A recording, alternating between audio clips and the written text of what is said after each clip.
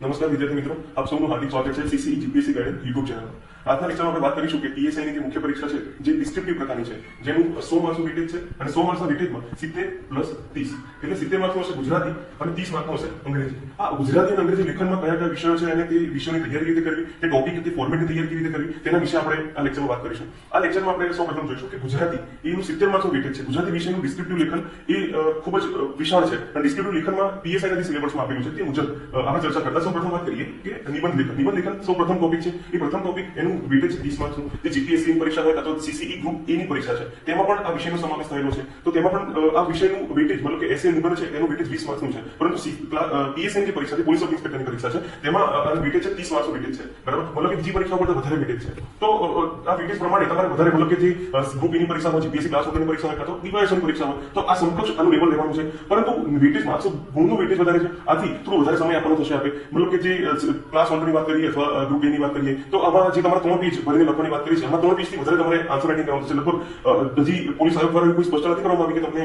કેટલા પેજ આપીશું, કયા પ્રકારની વ્યવસ્થા છે. પરંતુ અત્યારે આપણે એઝ્યુમ કરીએ તો 30 માર્ક્સનું વેટેજ હોય ત્યારે તમારે 4 પેજ ભરીને લખવાનું થાય. એટલે 4 પેજની તમારે ગણતરી રાખવાની. બરાબર, એટલે આ 4 પેજ માટે તમારી પાસે શબ્દ ભંડોળ તમારી પાસે હોવું જોઈએ. બરાબર, શબ્દ ભંડોળ ખૂબ જ અગત્યનું છે. બરાબર, તો શબ્દ ભંડોળ તમારી પાસે હશે ત્યારે તમે સમગ્ર ગુજરાતી વિષય છે તેનું યોગ્ય સ્કોર કરી શકશો. બરાબર, હવે જોવા જઈએ તો નિબંધ લેખન છે, પાછા ટોપિક ઉપર આવીશું કે નિબંધ લેખનમાં 30 માર્કનું વેટેજ છે. હવે આપણે સમય 3 કલાકનો સમય આપેલો છે ડિસ્ક્રિપ્ટિવ લેખન માટે. પીએસઆઈ પોલીસ સબ ઇન્સ્પેક્ટરની મેન્સ પરીક્ષા જોવા જઈએ તો 180 મિનિટ 3 કલાકનો સમય છે. તો 180 મિનિટમાં તમારે લેખન કરવાનું થાય. તેનો આપણે ભાગ પડીને વાત કરીએ કે તમારી પાસે નિબંધ લેખન કરવા માટે 60 મિનિટ જેટલો સમય હોય. બરાબર, એટલે હું તમને આઈડિયલ સમય ફાળવું છું. આઈડિયલ સમય પ્રમાણે લેખન કરશો ત્યારે તમારું પેપર પૂરું થશે. બાકી એવું થશે કે તમે નિબંધમાં વધારે સમય આપી દીધો, કાં તો ગદ્ય ગ્રહમાં વધારે સમય આપી દીધો, સંક્ષિપ્તીકરણમાં વધારે સમય આપી દીધો, વધારે સમય આપી દીધો, ઇંગ્લિશમાં ઓછો સમય અપાયો, કે આવું ટાઈમનું મિસમેનેજમેન્ટ થવું એ ખૂબ જ સહજ બાબત છે. તો આપણે અત્યારથી જે ટાઈમ મેનેજમેન્ટ સાથે એને તૈયારી કરીશું તો યોગ્ય સ્કોર થઈ શકશે. બરાબર, આન્સર રાઇટિંગ કાં તો ડિસ્ક્રિપ્ટિવ લેખનમાં ક્યાંય ડરવાની જરૂર છે નહીં. એટલે કહેવાય છે ને, જો ડર ગયો મર ગયા. આપણે ડરવાનું પણ નથી, મરવાનું નથી. આપણે બસ આપણું લક્ષ્ય ખાખી છે, ખાખી મેળવીને રહેવાનું છે. બરાબર, તે ખાખી લક્ષ્ય મેળવવા માટેની શરૂઆત છે નિબંધ લેખન. બરાબર, આપણે ટોપિક પર આવશું નિબંધ લેખનમાં આપણે 60 મિનિટનો સમય આપીશું. બરાબર, ત્યાર પછી આવશે ગદ્યાગ્રહણનું વેટેજ છે 10 માર્ક્સનું. 10 માર્ક્સના વેટેજ માટે આપણે 15 મિનિટનો સમય આપીશું. બરાબર, ગદ્યાગ્રહણ મોટાભાગના વિદ્યાર્થીઓને પ્રશ્ન હોય કે ગદ્યાગ્રહણના ફકરા પરથી જવાબ લખવાના તો કેટલું સરળ હોય, અઘરું હોય. પરંતુ એવું હોતું નથી. એ પણ આન્સર રાઇટિંગ પ્રેક્ટિસનો વિષય છે. તમે જેટલી પ્રેક્ટિસ કરશો, જેટલું લખાણ કરશો, તમારું લખાણનું મૂલ્યાંકન કરશો, લખાણનું મૂલ્યાંકન કરાવશો, ત્યારે તમારી તૈયારી કેટલી ઊંડાણમાં છે તેનો આપને ખ્યાલ આવશે. એટલે પ્રેક્ટિસનો વિષય થઈ જશે.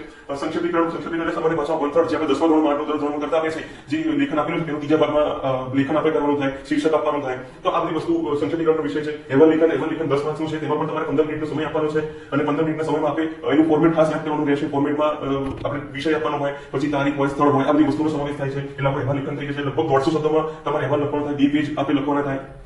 ત્યાર પછી વાત કરીએ આપણે પત્ર લેખનની. પત્ર લેખનનું પણ ફોર્મેટ અગત્યનું છે. 10 માર્ક્સનું વેટેજ છે અને 15 મિનિટનો સમય આપણે ફાળવવાનો છે. તો 15 મિનિટના સમયમાં આપણે ફોર્મેટ ખાસ ધ્યાનમાં રાખવાનું છે. મોકલનારનું સરનામું, મેળવનારનું સરનામું, વિષય અને તમારું મેઇન કન્ટેન્ટ લખવાનું છે. તમારો ફરિયાદ હોય, પ્રકરણ નિબંધ હોય, કોઈ પણ જાણકારી આપતો, વિનંતી આપતો નિબંધ હોય, આવા ઘણા પ્રકારના પત્ર હોય. તો આવા પ્રકારના પત્રો પૂછાતા હોય છે. આપણે પત્રો લખવાની એની પ્રેક્ટિસ માટે વિષય વાઇઝ કરીશું આપણા પ્રોગ્રામમાં. તો જેટલી પ્રેક્ટિસ કરશો, આ વિષય પ્રેક્ટિસનો છે. ગુજરાતી વિષયની વસ્તુ ખાસ દરેક વિદ્યાર્થીઓ ધ્યાનમાં રાખવાની છે કે ગુજરાતી શબ્દ વિષય એ વસ્તુનિષ્ઠ બાબતો છે. એમાં એવું નથી હોતું કે આનો જવાબ આ જ આવશે. ધારો કે બંધારણની વાત કરીએ, આર્ટિકલ 1 એટલે એનો ઉલ્લેખ આ છે એવું નથી. કાં તો 57નું વિકલ્પ કોની વચ્ચે છે તેનો નિશ્ચિત જવાબ છે. કાં તો આપણે ચલો વિજ્ઞાનની વાત કરીએ કે અમીબા રોગ છે એ કેનાથી થાય છે, કાં તો કોઈ પણ આવી વસ્તુ છે એનું ફેક્ચ્યુઅલ કારણ છે. હકીકતમાં ગુજરાતી વિષયમાં પ્રકારનું ક્યાંય પણ એનું કોઈ ફેક્ટ બાબત હોતી નથી. તમે ધારો કે નિબંધ અહેવાલની વાત કરીએ, અહેવાલમાં તમે કોઈ પ્રવાસી ગયા છો, રાણકી વાવની મુલાકાતે ગયા છો, તો રાણકી વાવની મુલાકાતનું વિષયનું ટાઇટલ શું હશે, આનું કોઈ પણ સાહેબ તમને કોઈ પણ ગુજરાતી ભાષામાં નિષ્ણાત હશે એ પણ તમને કહી નહીં શકે. કારણ કે દરેક વ્યક્તિની મૌલિકતા અલગ છે, દરેક વ્યક્તિના વિચારો સ્વતંત્ર છે. જે પણ વ્યક્તિ લખશે એ એમની રીતે સાચું જ છે. એમાં ખોટું અથવા સાચું કેવું એવું કહી ના શકાય. જે વ્યક્તિ આવું કહેશે કે ગુજરાતી વિષયનું કોઈ પણ અહેવાલનું પત્રનું ટાઇટલ આ છે અથવા આ જ હશે, એ વ્યક્તિ પાસે ગુજરાતી ભાષાનું એટલું ડેપ્થ નથી એવું આપણે ચોક્કસપણે કહી શકીએ. કારણ કે ગુજરાતી ભાષામાં આવા કોઈ પણ બાંધેલું હોતું નથી. પૂરો છૂટછાટનો સ્વતંત્ર વિષય છે અને ગુજરાતીના તમામ બાબતોમાં આપણે અહેવાલ હોય, કાં તો સંક્ષિપ્તીકરણ હોય, પત્ર હોય. એટલે આ વિષયમાં કોઈ પણ એને કોઈ બંધ નથી. તમારા વિચારોને મુક્તપણે મૌલિકતાથી રજૂ કરવાના છે. એટલે આપણે પ્રેક્ટિસ કરતી વખતે પણ આ વસ્તુ ધ્યાનમાં રાખીશું કે તમે જે વિદ્યાર્થીઓ ધારો કે રાણકી વાવમાં કોઈ વિદ્યાર્થી મુલાકાત લેવા જઈ રહ્યો છે, તો એ વિદ્યાર્થીઓ લક્ષે નિબંધમાં કે અમે બસ દ્વારા મુલાકાત લીધી. બીજો વિદ્યાર્થીઓ કહે છે કે અમે અમારા વ્યક્તિગત પર્સનલ અહંકાર દ્વારા મુલાકાત લીધી. તો બંને વિદ્યાર્થી એમની રીતે સાચા જ છે.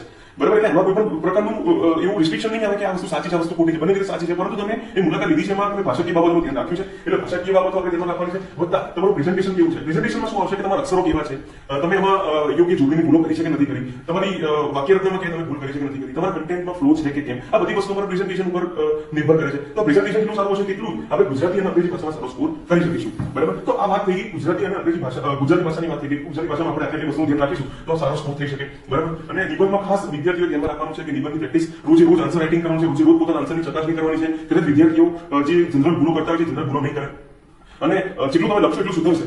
તો એ લખવા માટે અત્યારથી ટીમ પાડી દેવાની છે, કારણ કે વિદ્યાર્થીઓ લખવાની શરૂઆત કરતા જ બીવે છે. તો જ્યારે અને જે વિદ્યાર્થીઓ લખવાની શરૂઆત કરી દીધી એમને એ જ મળી જવાનું છે, એમને સપોર્ટ મળી જવાનું છે કે મુખ્ય પરીક્ષામાં સારો સ્કોર કરી શકે. કારણ કે તમે રનિંગ કરી લીધું, તમે એમસીક્યુની તૈયારી કરી લીધી, પરંતુ ડિસ્ક્રિપ્ટિવનું શું? ડિસ્ક્રિપ્ટિવ તો તમારે કરવું જ પડશે.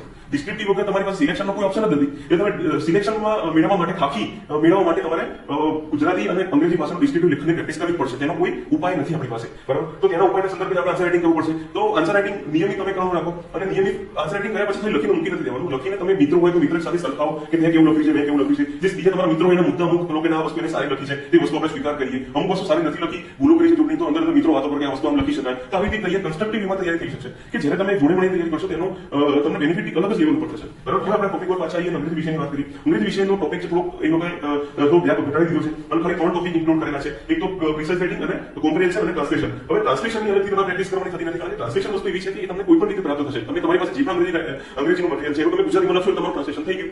એટલે તમારે સમયની ફાળવણી વાત કરી દઉં તો પહેલા 10 માર્કનું વેટેજ છે. મતલબ કે આપણે ગુજરાતીની વાત કરીએ સંક્ષેપીકરણ છે, પ્રિસાઇઝ રાઇટિંગ અને સિમજ થાય. બરાબર, એટલે તમારે 1/3 આમાં જે આપેલું લખાણ છે એનું નાનું કોમ્પેક્ટ કરીને લખવાનું છે. બરાબર, તે તમારું પ્રિસાઇઝ રાઇટિંગ થઈ ગઈ. કોમ્પ્રિહેન્શન એટલે સામાન્ય શબ્દોમાં આપણે કહીએ કે ફકરા ઉપરથી જવાબ. બરાબર, જે આપણે અહીંયા ગદ્ય સમીક્ષામાંથી લીધેલું છે, તો ગદ્ય સમીક્ષા એ જ આવી ગયું અહીંયાથી. અને વાત કરીએ ટ્રાન્સલેશન, તો ટ્રાન્સલેશન મેં અગાઉ પણ વાત કરી એમ કે તમારે જે લખાણ છે એનું ગુજરાતી ભાષામાં ગુજરાતીમાં છે અને અંગ્રેજી ભાષામાં લખાણ કરવાનું થશે. એટલે આના માટે ટ્રાન્સલેશન માટે તમારી પાસે વોકેબ્યુલરી સારી હોવી જોઈએ. કારણ કે તમારી પાસે ગુજરાતીમાં કન્ટેન્ટ છે, તમને ઇંગ્લિશ ના શબ્દનો ખ્યાલ નહીં હોય, તો તમે એનું ભાષાંતર કેવી રીતે કરશો? તમારી વોકેબ્યુલરી સારી બનાવવાની આપણે થશે. બરાબર, તો બંને ત્રણ ટોપિક છે. ત્રણ ટોપિક માટે આપણે 20 મિનિટનો સમય ફાળવીશું. બરાબર, તો આ 20 મિનિટનો સમય ફાળવીશું. એવી રીતે આપણે 60 અને 60 એટલે 180 મિનિટ આપણે અહીંયા પૂરી થશે. બરાબર, તો 180 મિનિટમાં આખું પેપર પૂરું થશે. બરાબર, હવે વાત કરીએ પ્રેક્ટિસની, તો તમે ગુજરાતી ભાષા અને ઇંગ્લિશ ભાષાની પ્રેક્ટિસ સાથે કરો. બરાબર, એવું નથી કે ઇંગ્લિશ આપણને ફાવતું નથી તેને મૂકી દેવાનું છે, એવું નથી કરવાનું. આપણે બિલકુલ ઇંગ્લિશમાં એવા ટોપિક છે કે સ્કોરિંગ છે. બરાબર, તો પ્રિસાઇઝ રાઇટિંગની વાત કરીએ તો પ્રિસાઇઝ રાઇટિંગમાં તમારી પાસે ઓલરેડી અંગ્રેજીમાં 3 પેરેગ્રાફ 4 પેરેગ્રાફનું કન્ટેન્ટ આપેલું છે. એ 3-4 પેરેગ્રાફના કન્ટેન્ટને કોમ્પેક્ટ નાનું કરીને તમારે લખવાનું છે 20 મિનિટની અંદર. તો આ તો એક તમારા માટે સારી બાબત કહેવાય. હવે જો આમાં એસે પ્રકારનો ટોપિક આપ્યો, રિપોર્ટ પ્રકારનો ટોપિક આપ્યો, તમારા માટે પ્રશ્ન વિકટ પ્રશ્ન થઈ જાય કે હું આના હજી વિદ્યાર્થીનું અંગ્રેજી શાળાની સ્પેસિફિકલી એ વિદ્યાર્થીની હું વાત કરી રહ્યો છું કે એ વિદ્યાર્થીઓને પ્રશ્ન થઈ જાય કે હું આમાં 2 પેજ ભરીને ઇંગ્લિશ કેમનું લખીશ. મોટાભાગના વિદ્યાર્થીઓને આ જ પ્રશ્ન છે કે ભાઈ ઇંગ્લિશનું હું કેવી રીતે કરીશ, શું તૈયારી કરીશ. બરાબર, ક્યાંય પણ ગભરાવાની જરૂર નથી. પીએસઆઈની મુખ્ય પરીક્ષા વિશેષ વાત કરતા આ તો એવા ટોપિક છે કે જે તમારું ઇંગ્લિશ સારું નહીં હોય તો પણ કે ચિંતાનો કે ગભરાવાની જરૂર નથી. એકદમ સરળ રીતે તમે ટેકલ કરી શકશો. બરાબર, કોમ્પ્રિહેન્શન માટે તમારી પાસે ફકરો આપેલો છે. હજુ ફકરામાં એવા પ્રકારના પ્રશ્નો છે એન્ટોનિમ, સિનોનિમ કે એ તમારા માટે દરેક વિદ્યાર્થી માટે અઘરા થઈ જવાના છે. બરાબર, ખાલી તમારી પાસે યોગ્ય પ્રેક્ટિસ હશે તો તમે જે ફકરા માટે પ્રશ્ન આપેલા છે એને તમે જવાબ સરળતાથી લખી શકશો. બરાબર, એટલે આ તમારા માટે એકદમ ઈઝી થઈ ગયું. બંને ટોપિક સાવ તમારા માટે ઈઝી છે. એટલે 20 માર્ક્સ વગર આવી જશે. 20 માંથી તમે વ્યવસ્થિત પ્રેક્ટિસ કરશો તો ઓપન માઇન્ડ રાખશો અને કે ગભરાટ દરિયા વગર તમે લખશો, 20 મિનિટનો સમય ફાળવશો યોગ્ય રીતે, તો આરામથી તમે 20 માંથી 10 માર્ક્સ ઓછામાં ઓછા કવર થઈ શકે. તમારું અંગ્રેજી સારું નથી એ સ્થિતિની વાત કરું છું. જે વિદ્યાર્થીનું અંગ્રેજી સારું છે એ લોકો 15 માર્ક્સનું સ્કોરિંગની બિલકુલ અપેક્ષા રાખી શકે છે. બરાબર, હવે ટ્રાન્સલેશનની વાત કરી. ટ્રાન્સલેશનની ડિપેન્ડ કરે તમારી વોકેબ્યુલરી પર. હવે ટ્રાન્સલેશનમાં ઘણા વિદ્યાર્થીઓને એક વીક હોય છે કે ટ્રાન્સલેશનમાં અનુવાદ કરવાનો હોય છે કે ભાવાનુવાદ કરવાનો હોય છે. જનરલી ટ્રાન્સલેશનનો મિનિંગ છે ભાવાનુવાદ કરવાનું હોય. બરાબર, ભાવાનુવાદ એટલે જે વસ્તુ કીધી છે એને તમારી ભાવનામાં તમારા શબ્દોમાં લખવાનું છે.